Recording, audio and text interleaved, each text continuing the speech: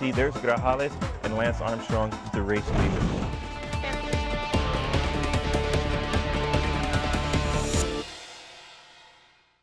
Finally, Lance has an uphill battle with a couple of average Joes. People are, yelling at Cipollini, and then they're yelling at Lance, and they're like, oh, hey, yeah, and go Jittery Joes. And that's nice. All next time on the Lance Chronicles.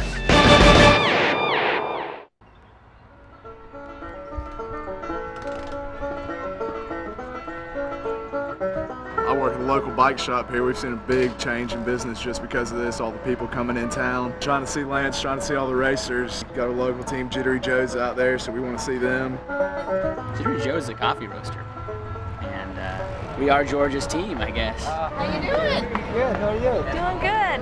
Same thing. It's pretty incredible because here we are a local team and with a small budget and we're scrapping to get by and rock and rolling with those guys. It's like,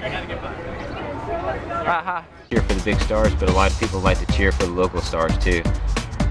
Jittery Joe's is a coffee house in Athens. People love their home teams. Anywhere you go, in any sport, people are going to root for their home teams, even if they're the underdog, like we are in this race. Yes, good luck, Cesar. Thank you.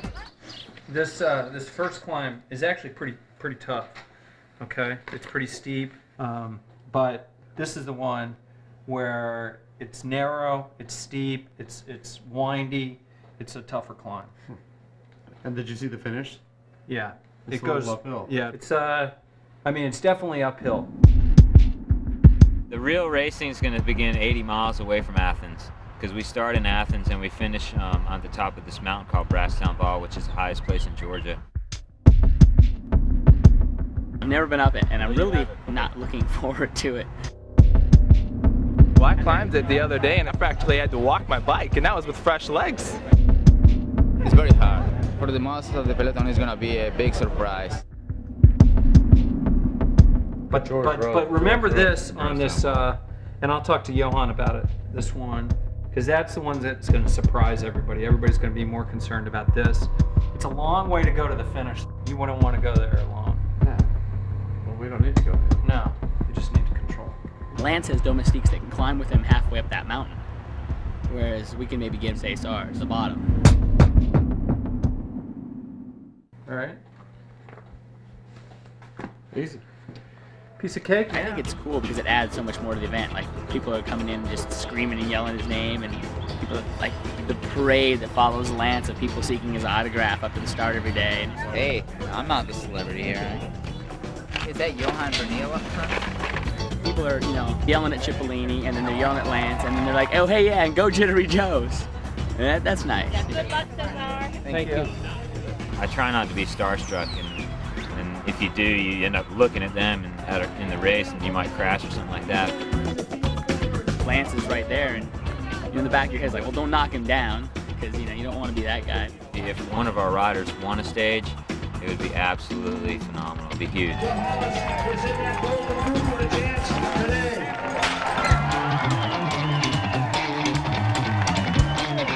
Looking at stage 6 now as we move away from Athens to the highest point in Georgia now.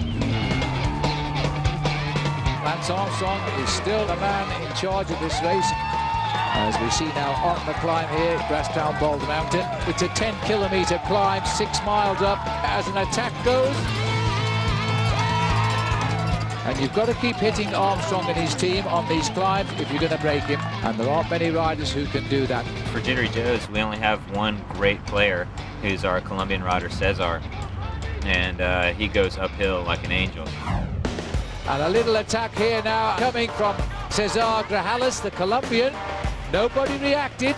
Obviously, the cards aren't stacked in his favor, the caliber of riders here. I wouldn't count him out any day. And I think he likes the challenge.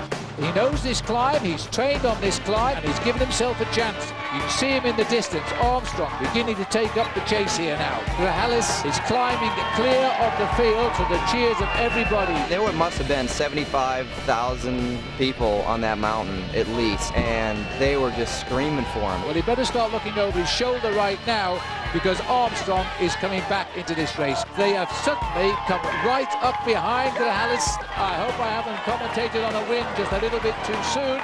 That's what's cool about cycling. You never really know there's always going to be some surprise guys that, you know, be able to pull something off. The surprise, the man I didn't think I'd be calling, I admit that.